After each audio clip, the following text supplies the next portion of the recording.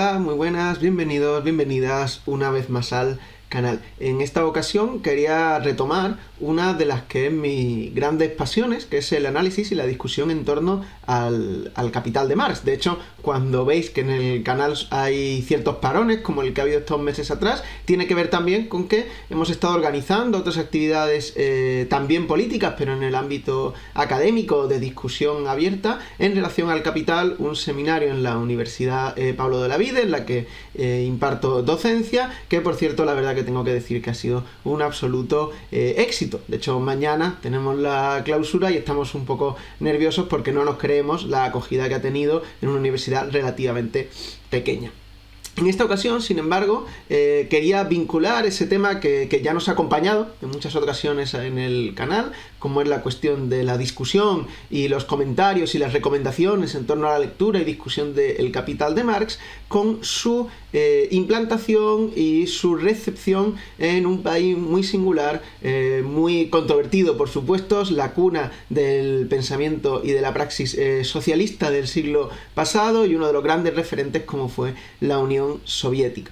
En este vídeo lo que vamos a hacer es discutir y traer algunos ejemplos de la recepción y posteriormente distribución de materiales elaborados en torno al Capital de Marx en la Unión Soviética. Para hacerlo trabajaremos sobre algunos textos editados en la Unión Soviética o no, pero que tienen alguna relación con este país y que consideramos puede ser interesante para la discusión del Capital en nuestros días.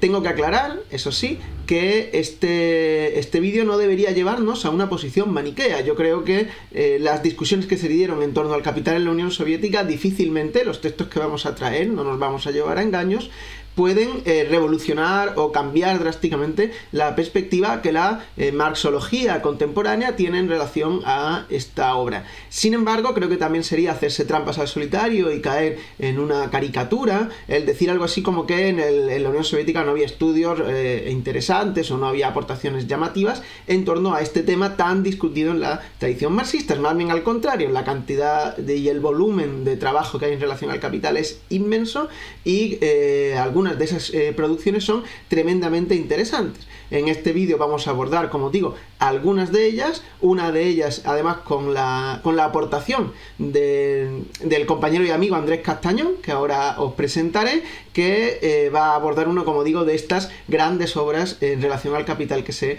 elaboró en la propia Unión Soviética. Sin mucho más, damos paso ya al vídeo.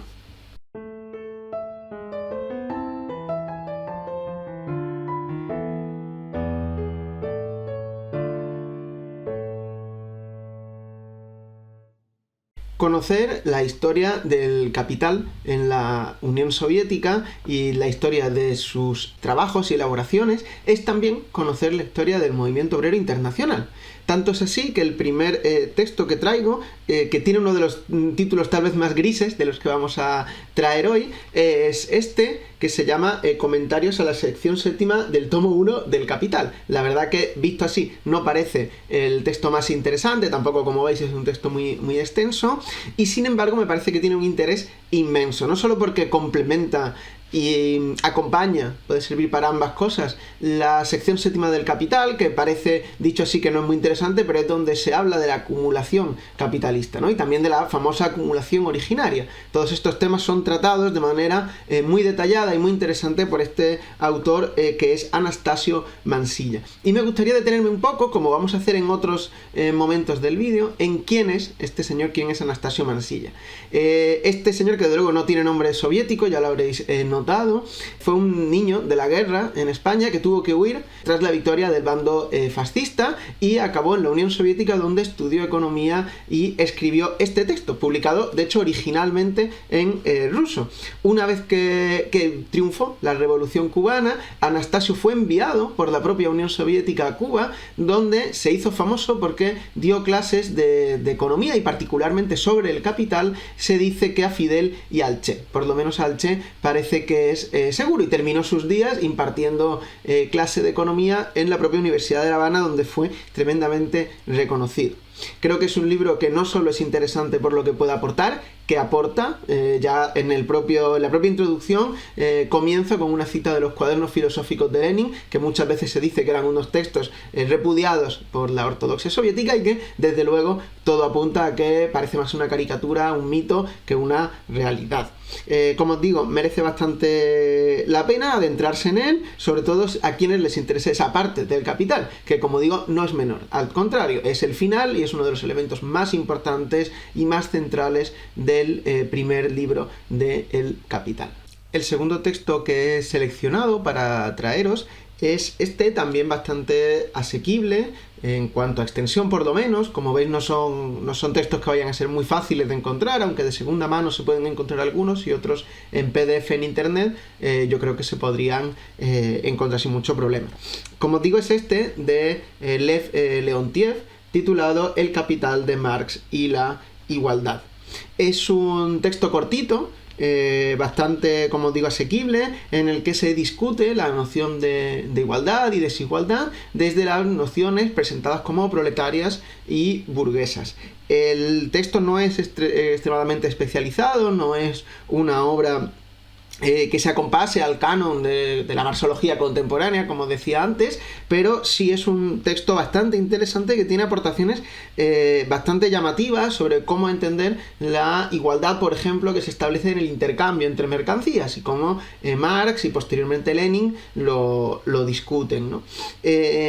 Creo que además merece la pena decir algunas palabras también sobre su autor. Como veis, este vídeo también vamos a tratar un poco quiénes son los que hablaban sobre El Capital, para que veáis la importancia que tienen, ¿no? Lev Leontiev, a lo mejor os suena a algunos o algunas, es uno de los autores más canónicos de la economía política marxista en la propia Unión Soviética. Formó parte del canon prácticamente desde el principio. Durante los años 40 y 30 incluso llegó a impartir algunos seminarios importantes en relación al Capital de Marx, y fue uno de los que recibieron el encargo directo desde el propio Stalin para que elaboraran el famoso Manual de Economía Política, uno de los textos más importantes, todo un ómnibus, todo un buque insignia del pensamiento soviético.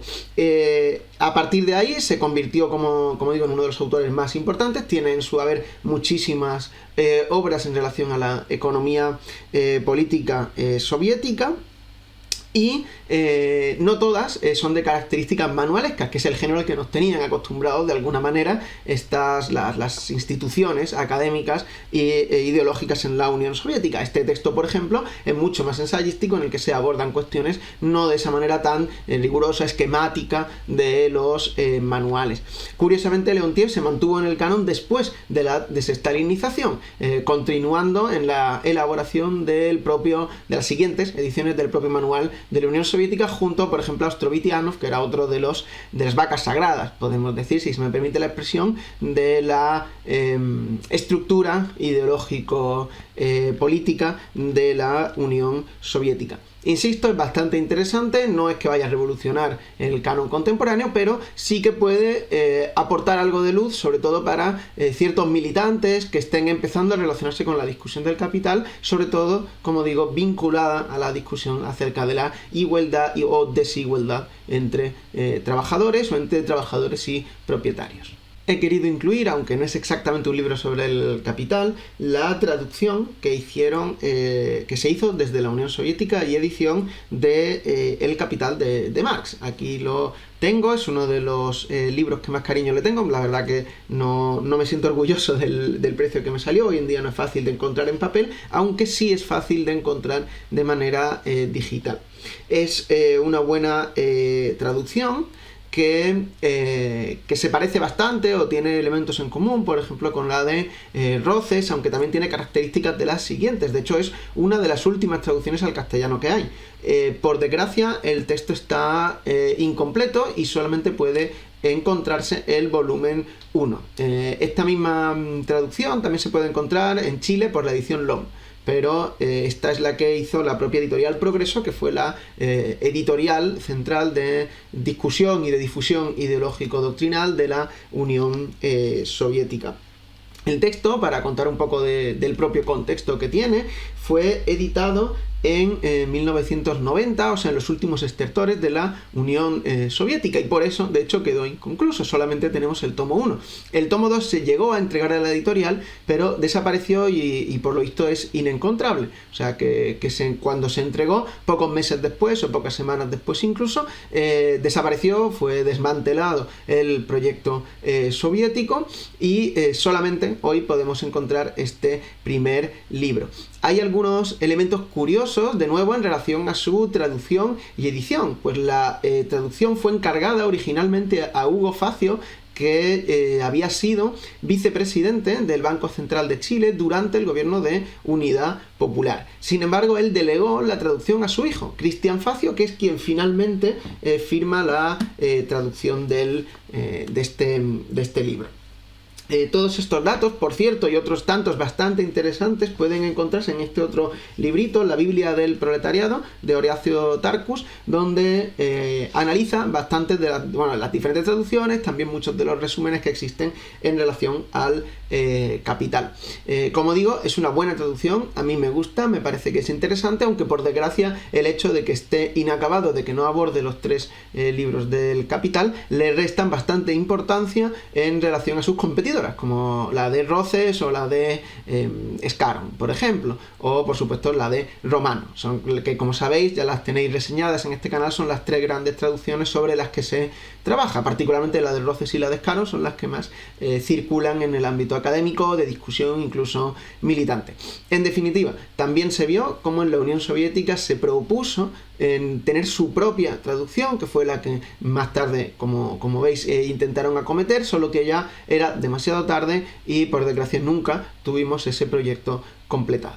Otro texto que me gustaría reseñar es este titulado Un libro imperecedero. De nuevo, un material muy asequible, no muy extenso, elaborado por Vitaly Vygotsky, en este caso hijo de otro economista soviético muy importante como es Solomon Vygotsky, autor por ejemplo de este otro volumen, este ya bastante más grueso, de ensayos sobre la teoría del capitalismo moderno, una de esas obras que genera muchísimo interés, que desmitifica y tumba todas esas ideas de que el marxismo en la Unión Soviética era burdo, tosco, nada de eso, ¿no? Por lo menos ese ensayo es bastante preciso, entra en discusiones muy contemporáneas en aquel momento y lo hace de una manera bastante rigurosa, demostrando mucho conocimiento no solo de la obra de Marx, sino del funcionamiento del capitalismo moderno, ¿no?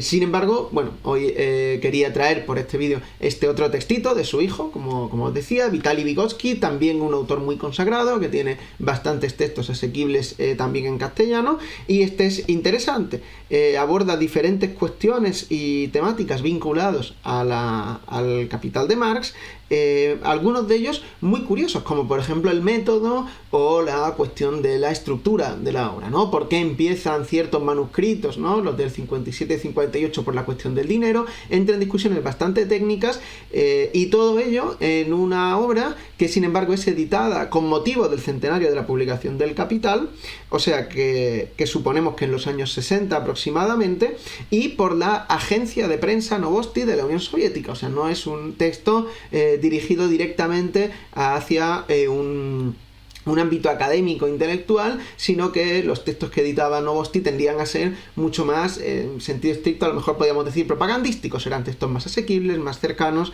y este es un ejemplo de ello, y sin embargo no deja de ser bastante riguroso, con más de 300 referencias, sobre todo, en su inmensa mayoría, a la obra de Marx, al Capital, a las teorías de la plusvalía, a los Grundrisse, etcétera, etcétera, ¿no? Como digo, bastante recomendable, muy interesante y bastante también llamativo por lo que supone, ¿no? Por lo que supone no solo en relación al autor o el trabajo de la obra, sino a la manera de encarar el Capital desde la Unión Soviética, que lo veían lógicamente como algo propio, algo de su tradición, algo que había que elaborar, traducir, editar, comentar, etcétera. Os quería traer también unos comentarios en relación a la obra que seguramente sea más importante en cuanto a su trascendencia y a su repercusión del marxismo soviético en relación a el capital. Me estoy refiriendo a este texto titulado Dialéctica de lo abstracto y lo concreto en el capital de Marx, de Edvald Ilienkov. En este caso, esta edición, me gustaría detenerme un momento, la podéis encontrar fácilmente, en este caso sí, editado aquí en España por Templán del Acero, junto con Editor, que están haciendo, la verdad, muy buen trabajo trayendo algunas obras importantes del pensamiento soviético. En este caso, además, viene precedida de una introducción sobre la vida de Ilienkov y también incorpora, como no podía ser de otra manera, el prólogo o la presentación que le hizo Mark Rosenthal, así como algunos elementos adicionales. Es importante este hecho de que la presentación se le hiciera a Mark Rosenthal, pues para quien no le conozca, si antes decíamos que Lev Leontiev era una de las vacas sagradas de la ortodoxia del canon soviético en el ámbito económico, Mark Rosenthal junto a Pavel Yudin han sido las grandes referentes de la ortodoxia del Diamad soviético, contando Rosenthal además con varios trabajos, algunos especialistas o especializados, dedicados específicamente al capital de Marx, ¿no? Como digo, esta obra de Ilienkov seguramente sea la más importante por su trascendencia y cuenta con bastantes trabajos especializados respecto de ella y en general respecto de la obra de Ilienkov, que es una obra bastante prolija y con bastante depuración, tanto que ha habido quien todavía hoy la considera como una especie de, bueno, pues de rara avis, ¿no? de soplo de aire fresco dentro de un marxismo soviético totalmente esclerotizado y cerrado sobre sí mismo. Para hablar sobre todo esto le he pedido ayuda a un especialista en la materia como es mi amigo Andrés Castañón, que me ha enviado un vídeo en el que nos plantea abiertamente todas estas polémicas que existen en relación a la obra de Ilienkov y por ende yo la verdad que no tengo más que darle la palabra y por supuesto no sin antes darle las gracias por la contribución que está haciendo a este canal y espero que a todas y todos os interese lo que nos va a comentar. Hola a todos, en especial a Jesús. Mi nombre es Andrés Castañón y voy a tratar el tema de la relación entre la obra de Ilienkov y el capital de Marx. En particular, voy a abordar este tema a través de dos puntos. En primer lugar, voy a hablar sobre si Ilienkov era un filósofo antisoviético en la Unión Soviética. Y el segundo punto que trataré es propiamente la lectura especial que Ilienkov realizó de El Capital. Para empezar, ¿fue Ilienkov un autor antisoviético? Esto es, un disidente en la Unión Soviética.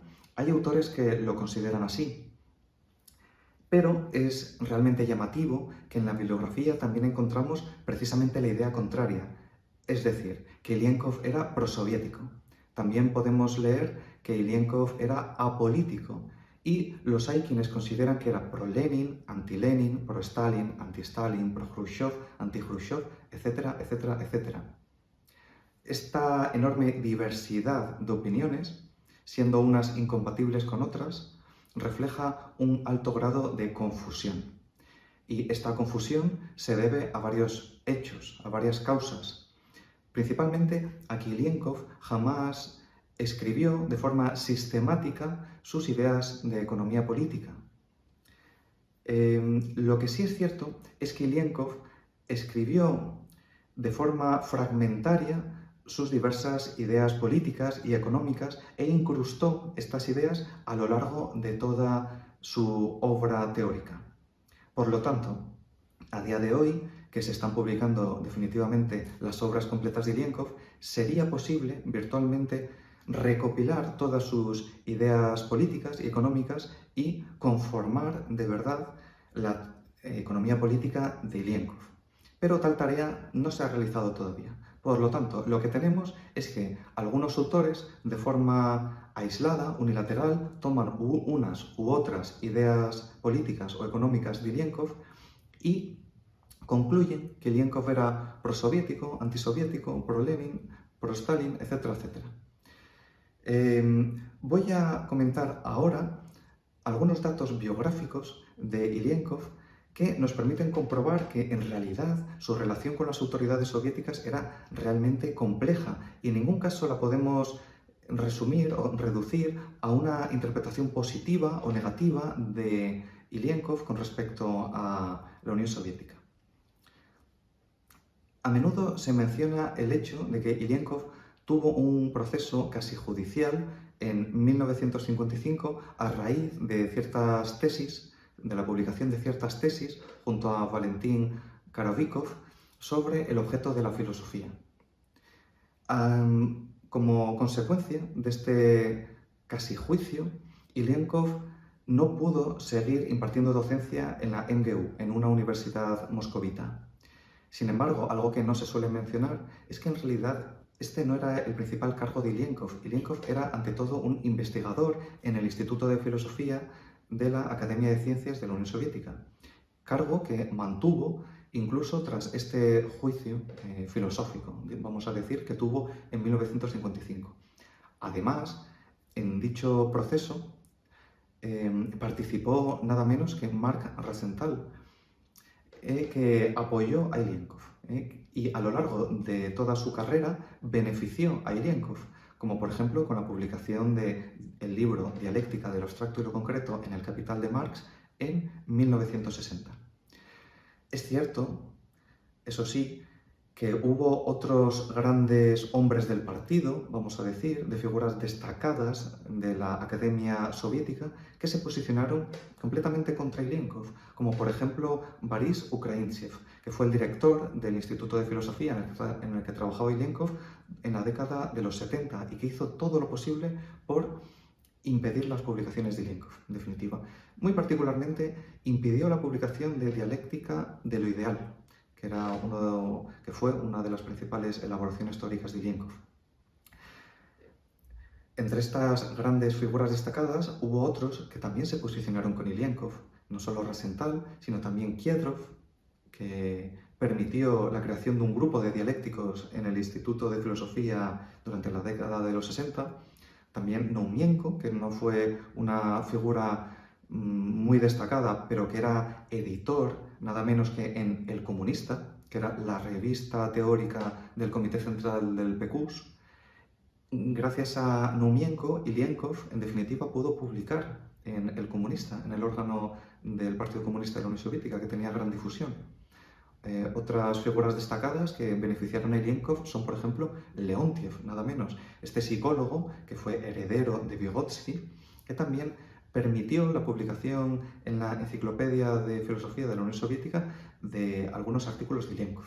Vamos a dejarlo aquí. Entre otros asuntos que perjudicaron a Ilienkov, podemos mencionar pues, la imposibilidad de asistir a algunos congresos internacionales, la censura o la imposibilidad de publicar ciertas obras, ¿vale? Pero también fue beneficiado por las autoridades soviéticas, por ejemplo, en la publicación en las editoriales extranjeras, en las Tamizdat, por ejemplo, en Italia, en Alemania, en Yugoslavia, en Francia, en México, etc., durante la propia vida de Ilienkov. Es decir, hay un enorme contraste entre los aspectos positivos y los aspectos negativos de la vida de Ilienkov con respecto a las autoridades soviéticas.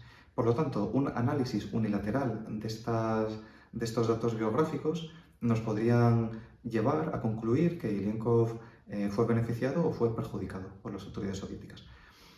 En este sentido, no nos podemos limitar a una lectura biográfica de todo este asunto y tenemos que profundizar, ahora sí, en las ideas políticas y económicas de Ilienkov, para lo cual es necesario explicar cuál es la relación entre la obra filosófica de Ilienkov y El Capital de Marx.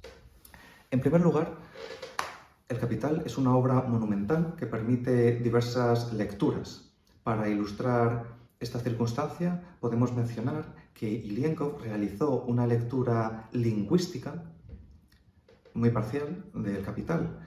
Por ejemplo, cuando explicó que la traducción de valor al ruso, que lo tradujeron como stoimast, está injustificada, porque stoimast es más bien coste. Y ya Marx había advertido en el primer volumen del Capital que la palabra valor es muy adecuada en ruso sería tsenast, porque tiene un carácter semántico ideal para lo que se quiere transmitir con esa categoría. Esto simplemente nos ilustra el hecho de que podemos realizar muchas lecturas muy diversas de esta obra. Y, en realidad, la lectura en la que más profundizó Ilienkov fue la lectura filosófica. Tal es así que la categoría de la concepción materialista de la historia más genial que propuso Ilienkov, es decir, qué es lo ideal, la extrajo precisamente de una lectura filosófica de lo que Marx estaba desarrollando en el Capital como valor de cambio o forma del valor. No voy a entrar a ahondar en esta cuestión porque es bastante enrevesada. Simplemente quiero mencionar que la nosología marxista fue desarrollada ampliamente por Ilienkov a través precisamente de una lectura filosófica de estas categorías del Capital de Marx, del valor de cambio. Otra categoría en la que sí que querría entrar es la categoría de universal concreto. Bien, Marx, como sabemos, desarrolla en el Capital el siguiente método. A partir del valor de la mercancía, pues, o mejor dicho, el propio desarrollo del valor de la mercancía engendra todas las formas del sistema de la economía política capitalista y no solo eso, sino que el valor existe a través de esa inmensa red de formas capitalistas. Por lo tanto, todas esas formas capitalistas pueden ser deducidas a partir de este universal concreto que es el valor, ese principio fundamental generador del modo de producción. Ese principio es lo que se denomina, según Ilienkov, el universal concreto. Y esta categoría, como vamos a ver a continuación, es tremendamente importante para Ilienkov, no solo para estudiar un modo de producción, sino para estudiar en general los modos de producción. Este es el objetivo que se marca Ilienkov, el encontrar esa lógica dialéctica que Marx había incrustado en el Capital, pero de la que Marx, por desgracia, no nos había hablado de forma sistemática. Bien, el universal concreto le sirve a Ilienkov para estudiar la economía política del socialismo. Y es que hasta Ilienkov la idea que se tenía es que, bueno, la idea políticamente dominante es que el socialismo era un modo de producción pleno que existía en la Unión Soviética. Lo que Ilienkov propone es que esto no es así. Más bien, en la Unión Soviética había una pluralidad de formas económicas. Fundamentalmente, existía un modo de producción capitalista enfrentado a un modo de producción comunista. Y estos modos de producción, este enfrentamiento entre estos dos modos de producción, generaba todas las formas que conocemos como soviéticas, como por ejemplo el salario, cómo funcionaban los medios de producción, que si circulaban como mercancías o que si no circulaban como mercancías, etcétera, etcétera.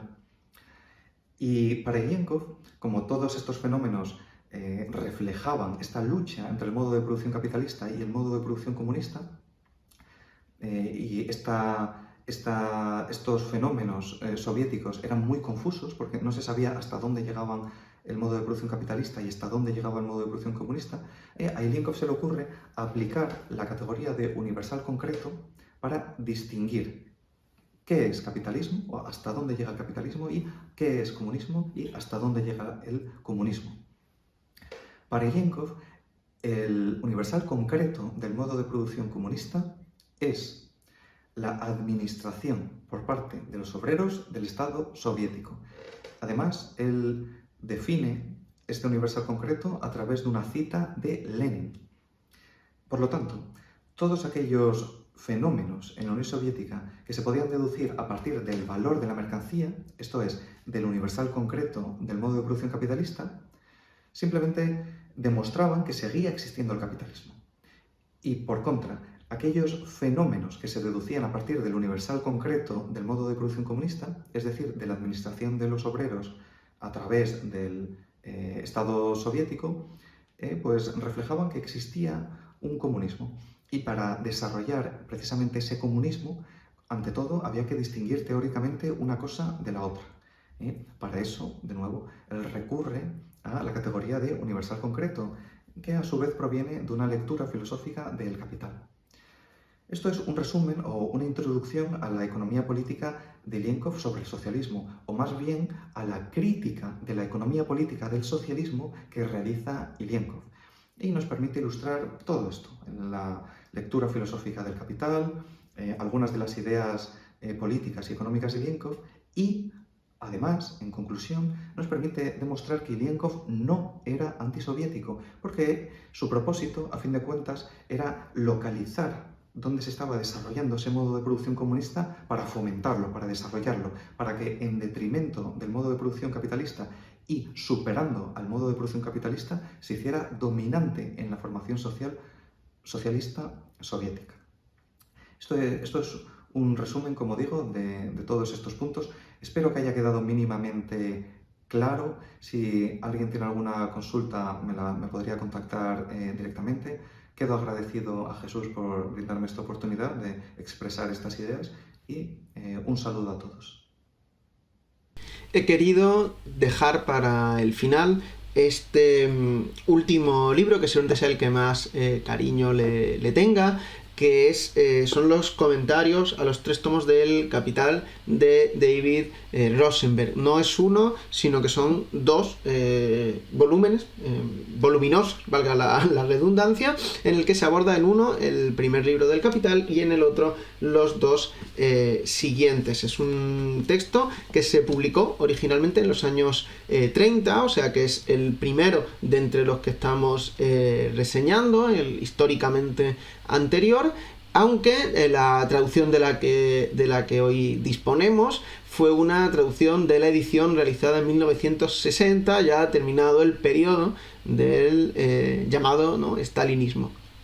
Creo que es una obra muy interesante, muy llamativa, que puede, esta sí, aportar bastante a ciertos debates, sobre todo en relación a la cohesión del texto y a la relación con otros textos marxianos. No es un libro que pretenda sustituir la lectura del Capital, sino que lo que busca es complementarla, hacerla asequible y vincularla al interior de la propia obra de Marx. O sea, encontraremos referencias a otros textos de Marx, también alguno que otro de Lenin, pero referencias relativamente menores, y sí muchos comentarios aclaratorios respecto de muchas secciones. Yo lo conocí porque lo recomendó un profesor brasileño ya fallecido, con el que no pude contar en el canal, aunque sí hemos tenido aquí a su hijo, que era Reinaldo Carcañolo. Es un texto que yo conocí de él, pero que después me he ido enterando de que en Cuba, donde se editó, esta edición de hecho es de la editorial de Ciencias Sociales de Cuba, donde se editó en 1979, por lo menos esta es de ese año,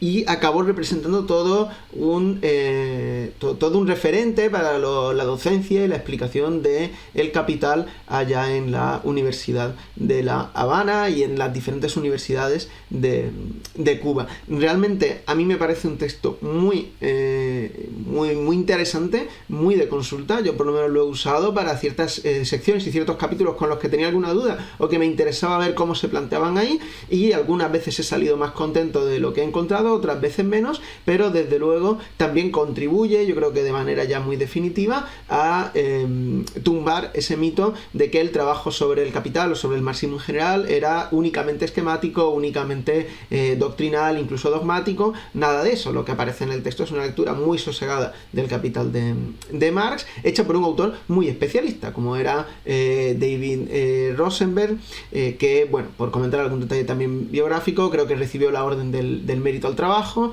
y fue profesor en varias universidades, incluyendo, sobre todo en el comienzo de su carrera, la docencia en las propias instituciones del Partido Comunista, que, como sabréis, tenía sus propias instituciones de enseñanza, como todavía hoy las conservan los partidos comunistas más importantes. En definitiva, como digo, muy recomendable. Si se consigue, yo no recomiendo dejar pasar la oportunidad, tanto si vais a Cuba como si lo encontráis en internet, descargadlo, tenerlo en vuestra estantería, porque si vais a hacer un trabajo más o menos sistemático del Capital, puede ofrecer un contrapunto, una visión de todos los grandes capítulos y todas las grandes discusiones que en él figuran, y además no se limitan solo al libro 1, sino que abarcan todo el libro en su totalidad, lo que ofrece, creo, la perspectiva necesaria para abordar discusiones que en realidad son las que hoy en día tienen importancia, todo lo relacionado con la caída de la tasa de ganancia, la formación de la tasa general de ganancia, la noción de trabajo productivo, todo eso, todas esas discusiones están presentes de una u otra manera en estos volúmenes de David Rosenberg. Como digo, si tenéis la oportunidad, no lo dejéis escapar. A modo de conclusión, me gustaría recalcar algunas cuestiones que han ido apareciendo a lo largo del vídeo y que creo que son mitos que es necesario desmentir. En primer lugar, la visión monolítica del pensamiento soviético. Es verdad que sí que existía una vocación de intervención unitaria y por ende se trataba de estandarizar el discurso, lo que hacía destacar ciertos textos de carácter manualesco, pero también dentro de la Unión Soviética existían una enorme cantidad de debates bastante ricos. Yo creo que el propio Andrés, en su magnífica intervención, explicaba muy bien cómo había un juego de fuerzas, de poderes y contrapoderes dentro de la institucionalidad soviética en relación a temas como la dialéctica o el estudio del capital. En segundo lugar, quitarnos también de en medio esa idea de que es una visión solamente tosca, ¿no? y tremendamente burda de la que no se puede sacar nada. Yo creo que no, todavía hoy existe bastante que aprender de ahí, ¿no? Y por eso, bueno, hago un llamado a cualquier editorial que nos esté viendo para que, si puede, haga un esfuerzo por traer textos que hoy en día son muy difíciles de encontrar, que hay que buscar de segunda mano o en lugares turbios de internet para tener acceso a esta bibliografía que puede ser muy interesante y que para quienes no sabemos ruso, pues nos puede ayudar bastante, ¿no? Dependemos prácticamente de la edición o la reedición de muchos de estos textos. En tercer lugar, creo que es muy importante también destacar el importantísimo papel que hizo la Unión Soviética a la hora de acercar textos. O sea, todavía hoy seguimos usando las mismas traducciones que elaboraron los soviéticos y las mismas ediciones incluso en muchos casos, ¿no? O sea, las cartas de Marx, la mayoría de los escritos, no solo de Lenin o Plejánov, ¿no? También de Marx y Engels, siguen siendo los mismos materiales que elaboraron desde las instituciones soviéticas, famosos por ejemplo el Instituto Marx Engels Lenin, que después sería Marx Engels Lenin Stalin y que por último se conocería como el Instituto de Marxismo-Leninismo del Comité Central. Bueno, pues ese instituto es el que ha ido elaborando, primero con Riazanov a la cabeza y luego con una serie de autores muy conocidos y muy importantes, la mayoría de los textos tal como los tenemos en nuestros días. Entonces tenemos una importante deuda para con la Unión Soviética, independientemente de si el discurso oficial nos convence en mayor o menor medida. Es claro, por supuesto, que como hemos dicho y repetido, probablemente ninguno de estos textos mencionados revolucione el panorama de pensamiento marxista. También no sé si es lo que pretendían, no son la mayoría textos pensados para el debate académico contemporáneo, pues desde 2008 ha evolucionado mucho el pensamiento sobre Marx, pero sí hay que reconocer que tenían una vocación de divulgación muy clara. Son textos, todos los que hemos enseñado hasta el momento, o la mayoría, que son accesibles para un público, para una parte de la clase trabajadora que no tenga que estar muy versada en las discusiones marxistas. Algunos un poco más complejos, como el de Ilienkov, algunos un poquito más simples, como el de Leontiev, pero en general son textos mucho más pensados a simplificar y clarificar lo que planteaba Marx frente a una marxología contemporánea que a veces parece más centrada en hacer todavía más esotérico, todavía más compleja la obra del genio de Treveris. Ya, para callarme definitivamente en este vídeo, simplemente recordaros que os podéis suscribir al canal si mostráis interés por este vídeo y por este tipo de materiales. Podemos traer más, que ya tengo más o menos planteados, sobre el marxismo en la Unión Soviética o en otros países, como hemos estado analizando en estas semanas atrás. Nada más, muchas gracias y nos vemos en la próxima, que creo que va a ser muy pronto.